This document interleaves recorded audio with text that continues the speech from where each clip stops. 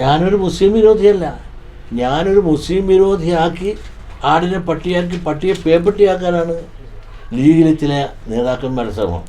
അപ്പോൾ ഒരു മുസ്ലിം വിരോധിയാണെന്ന് എന്നോട്ടാണ് എന്നെ പറ്റി പറയാൻ തുടങ്ങുന്നത്. നിങ്ങളൊന്ന് ആലോചിച്ച് നോക്കുക.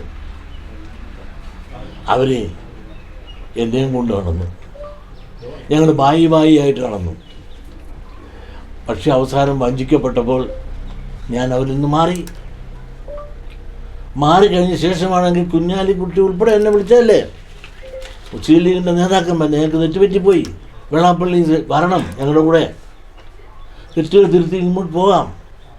ഇപ്പം ചിലപ്പോൾ നിശ്ചയിച്ചേക്കാം. എൻ്റെ പല ഉന്നത നേതാക്കന്മാരില്ലേ ഇല്ലേ. ഞാൻ പറഞ്ഞു ഇനി അങ്ങോട്ട് വരുന്നില്ല. കാരണം ഞങ്ങളുടെ സമുദായത്തിൻ്റെ അനുഭവം നിങ്ങളിൽ നിന്ന് ഏറ്റവും മോശമായൊരു അനുഭവം കിട്ടിയത്.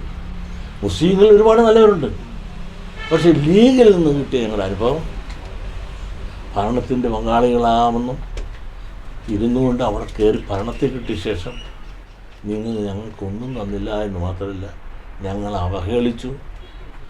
ഞങ്ങൾക്ക് ഒരു നീതി സാമൂഹ്യ നീതി എന്ന് പറഞ്ഞ സമുദായ നീതി ഉണ്ടോ? നിങ്ങളൊന്ന് ആലോചിക്കണം. മലപ്പുറം ജില്ല എന്ന് പറഞ്ഞാൽ 56% മുസ്ലിമുള്ളൂ. ഒരു ചാനൽ കയറി പറയുന്നത് 76 ഈ രാജാവിനെയൊക്കെ വലിയ രാജഭക്തി അഭിനയിക്കുന്ന ചില ചാനലുകളുണ്ട്. മലപ്പുറം എന്ന് പറഞ്ഞാൽ മുസ്ലിങ്ങളൊരു രാജ്യമെന്ന് പറയാൻ സാധിക്കില്ല. അത് മുസ്ലിങ്ങളുടെ ആധിപത്യമാണെന്ന് പറഞ്ഞിങ്ങനെ പരത്തുകയല്ലേ ഓരോരുത്തർ.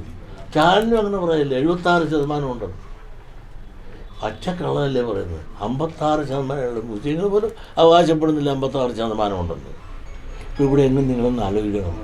സാമൂഹ്യ നീതി എന്ന് പറഞ്ഞ് വാഹനം എടുത്ത 4 വട്ടം മതേതരത്വം പ്രത്യേകിക്കുന്ന ലീഗുകാർ ഈഴവ സമുദായവും പിന്നോക്ക സമുദായത്തിനെയും കൊണ്ടു നടന്നിട്ട് എത്രയോ കൊല്ലം കൊണ്ടു നടന്ന് ഞങ്ങൾ എത്രയോ ലക്ഷം രൂപ പാർലമെൻറ്റ് മാർച്ച് വരെ ഉൾപ്പെടെയുള്ള ചെയ്ത്, എന്നിട്ട് അവസാനം വഞ്ചിക്കപ്പെട്ടില്ലേ? വേണ്ട, നിങ്ങളവിടെ മനസ്സിലാക്കുക. അവർ വിളിച്ചപ്പോൾ പോകാതെ എന്നപ്പോൾ തൊട്ടല്ലേ എന്നെ എതിർക്കാൻ തുടങ്ങിയത്. ഇവരല്ലേ യഥാർത്ഥ വർഗീയവാദി, ഇവരല്ലേ. ഇവർ മതേതരത്വം പറയുന്നെങ്കിലും ഇവിടെ മതത്തിന് അധിഷ്ഠിതമല്ലേ. ഇവർക്കെതിരായി പറയുന്ന മുസ്ലിംകാരെ പോലും ഇവർ വെച്ചേക്കുമോ? ഏറ്റവും പുതിയ വാർത്തകളും വിശേഷങ്ങളും വിരൽ തുമ്പിലറിയാൻ സീ മലയാളം ന്യൂസ് എല്ലാ ഡിജിറ്റൽ പ്ലാറ്റ്ഫോമുകളിലും ലഭ്യം.